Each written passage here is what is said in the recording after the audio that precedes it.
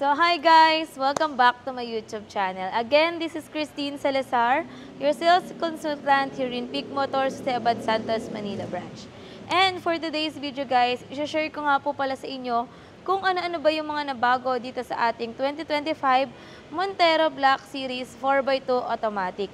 Pero bago ang lahat guys, huwag niyong kalimutang mag-like, share, and subscribe dito sa aking YouTube channel para updated kayo sa aming mga Mitsubishi units and Mitsubishi promo. So tara guys, simulan na natin.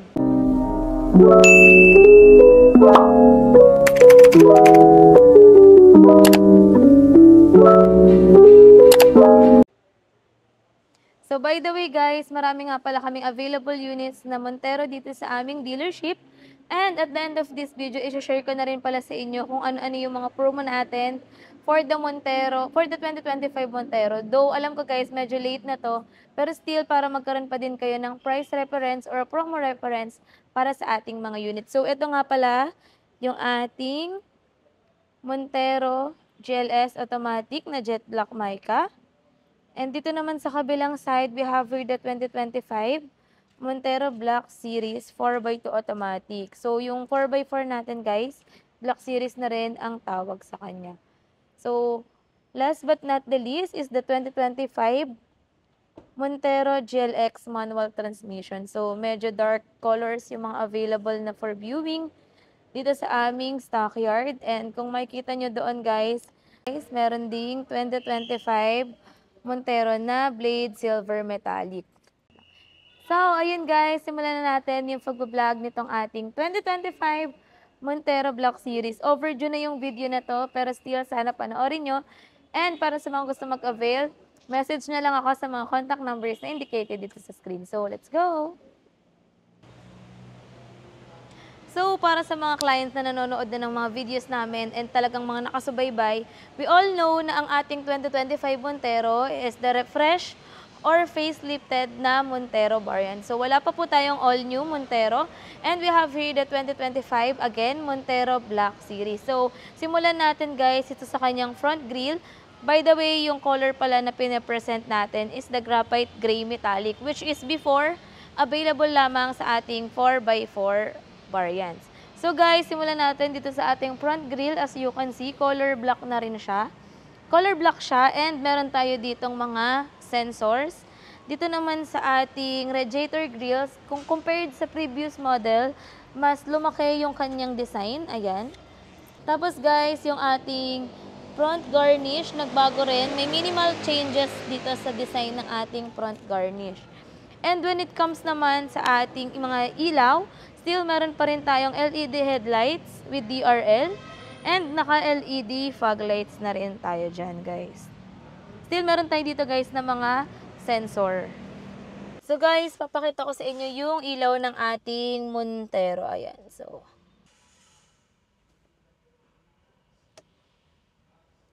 So ayan guys, yung mga ilaw ng ating Montero Black Series. Fog lights. Ayan. So thank you Joey Boy, ang aking videographer.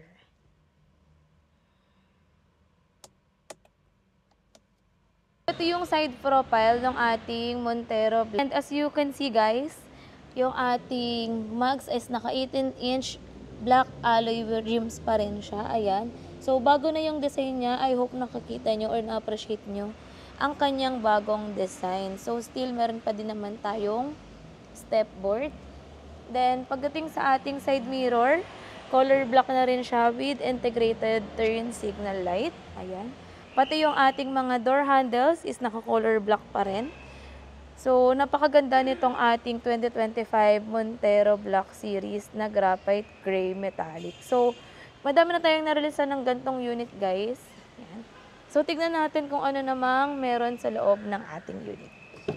Ito yung ating interior. Ayan. So, nagpa-flashlight ako. Medyo madilim kasi. So, kung makikita nyo, ay nagre-reflect pala, guys. Patayin ko na lang yung flashlight. So, ayan guys, kung nakikita nyo, parang naging mas premium looking itong ating 2025 Montero Black Series dahil na rin sa mga minimal changes na available dito. So, iisa-isahin natin guys kung ano-ano ba yung pinagkaiba or na-improve dito sa ating Montero Black Series. Pero siyempre, simulan muna natin dito sa kanyang driver side. Ayan. So, kung makikita nyo, itong mga padding natin, meron tayo dyang leather na padding na burgundy yung ating color. So, before, ang color lang ng ating unit is color black lang. Ngayon, burgundy na siya na merong mga diamond pattern. Yan. Dito sa side, meron pa rin tayong controls para sa ating side mirrors. And yung ating Montero Black Series, yung ating push start engine is nasa left side. Dito, meron pa din tayong mga controls para sa ating FCM, parking sonar, and active stability traction controls. Ayan. So, papakita ko naman sa inyo guys, yung seat material ng ating unit. So, as you can see, two-tone yung color ng ating seat material. Ayan. Napakaganda at napaka-sleek ng kanyang design. Parang compared with our previous Montero Black Series, guys, mas premium siyang tignan dahil dito sa ating mga diagonal designs. Yan.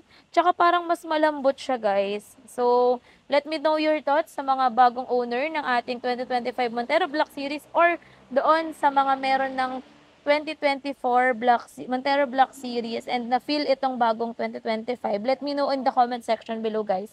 Kung ramdam nyo rin ba yung mas kinagandaan ng ating 2025 Montero Black Series na seat material. So, syempre, aside from that, yung ating upuan ay naka 8-way, power adjust na siya. Ayan.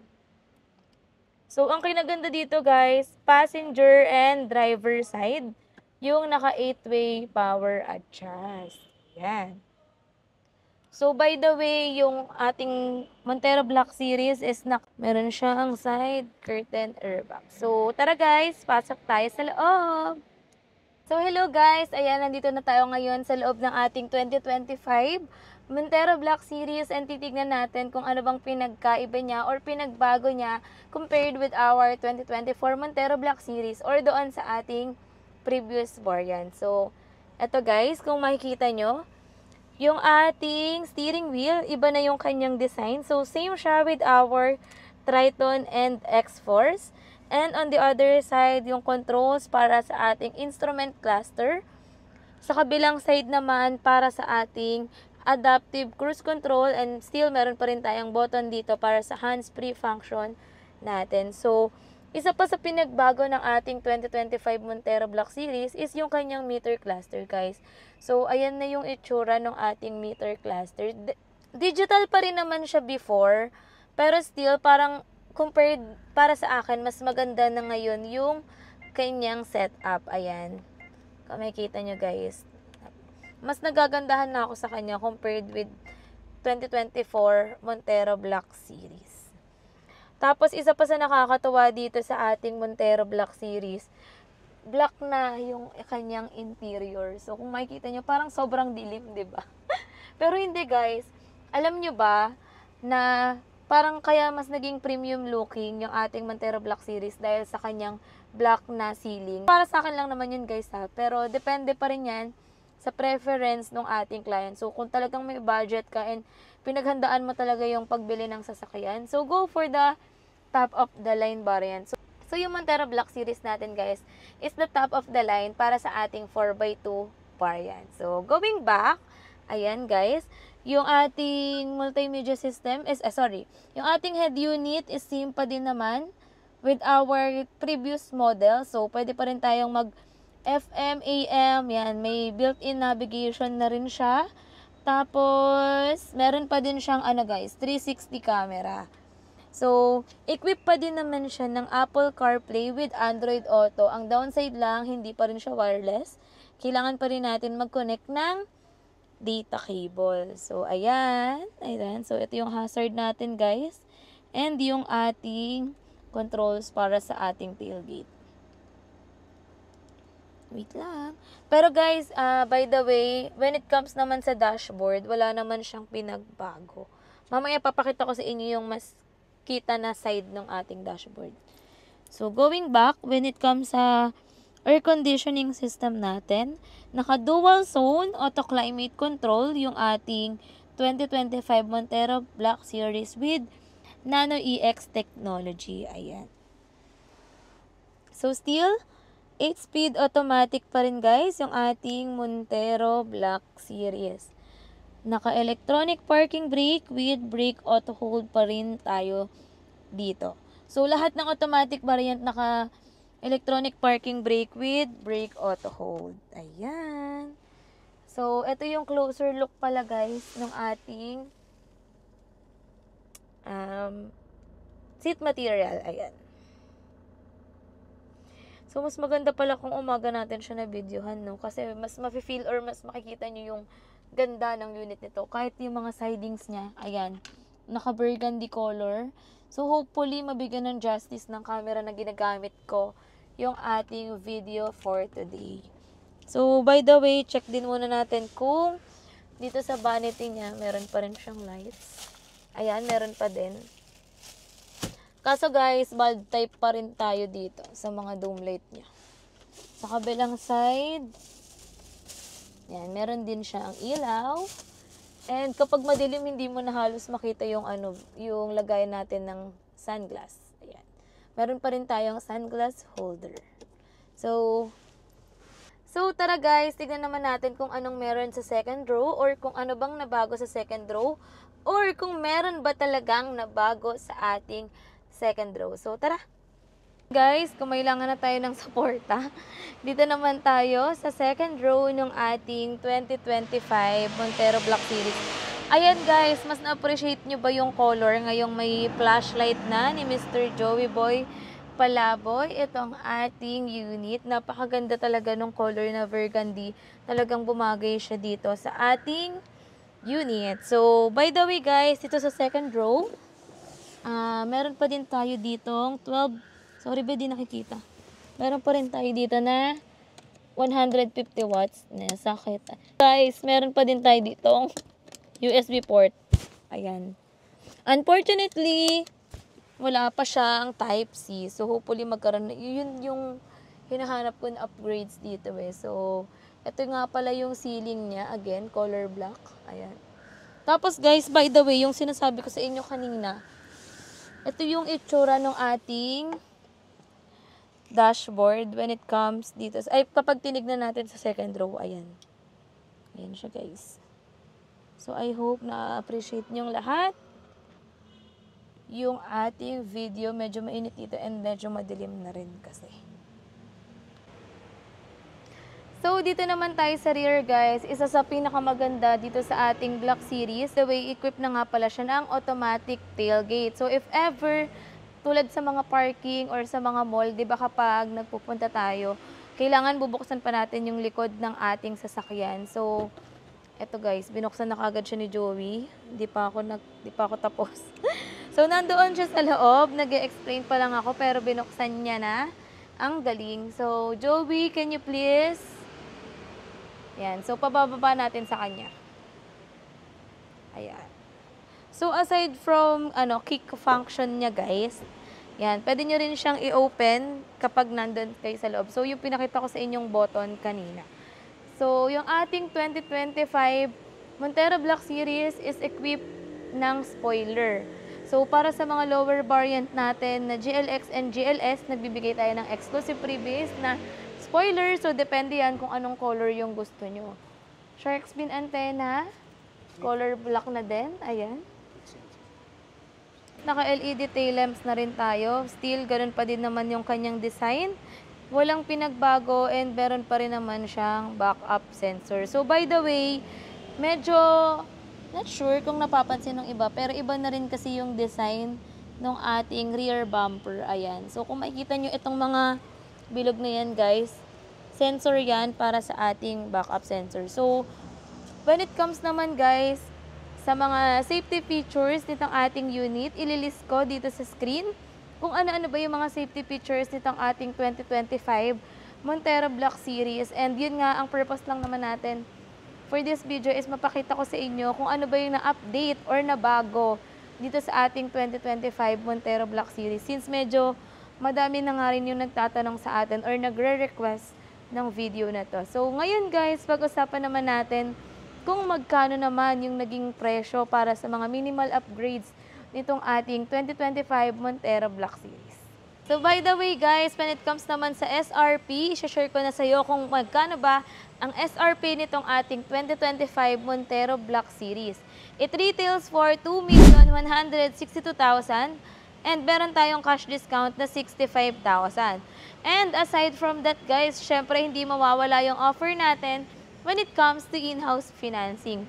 So for the 2025 Montero Black Series, we are offering for as low as 180,000 basta maaprobahan kayo ng BDO, BPI, RCBC, and Security Bank. And for other bank approvals naman guys, we are offering for as low as 235,000 all-in down payment. So by the way guys, yung binanggit kong down payment is subject to change without prior notice. So when it comes to monthly amortization, ilalagay ko na lang dito sa screen para makita nyo yung difference ng dalawa.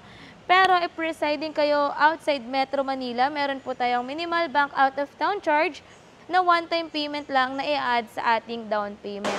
Also, for Diamond White, additional 15,000 po tayo sa SRP.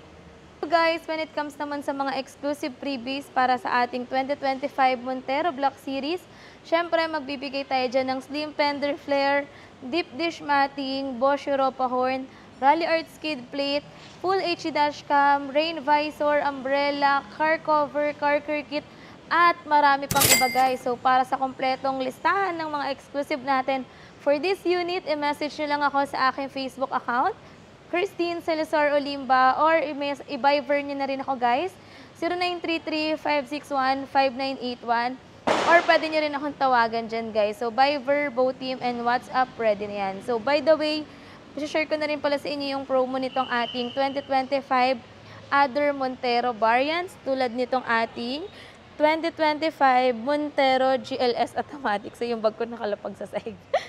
Ayan, so itong ating 2025 Montero GLS Automatic, nag-offer pa rin tayo dito for as low as 99,000 all-in down payment with free 1-month amortization. So for cash discount, 120,000 cash discount na yan. So by the way, for Montero GLS and Montero GLX manual transmission, nagbibigay na rin tayo dyan guys ng free alarm. So this one is the 2025 Montero GLX manual for as low as 0 down payment with 270,000 discount. So yes guys, yung ating Montero manual, yung merong 270,000 discount. So ayan, makita nyo na yung line-up ng ating Montero variant. So, pinapagitnaan tayo ng ating top of the line. Medyo dark lang yung mga colors. Pero if meron kayong mga questions or concerns regarding sa aming mga Mitsubishi units or kung meron kayong mga gustong i-inquire, please let me know in the comment section guys, or direct message nyo na ako or si Joey Boy Palabay. So again, maraming salamat po pala sa aming mga clients na patuloy na sumusuporta sa akin and sa aking husband. So, thank you nga po pala dahil for the month of October, #1 top sales executive na naman po tayo. And for almost 1 year yun guys. So thank you po sa mga patuloy na nagsasupport, and rest assured na in this coming months or patuloy pa rin kaming mag-i-improve ng aming service. So again, this is Christine Salazar, your sales executive here in Peak Motors sa Abad Santos, Manila. Bye!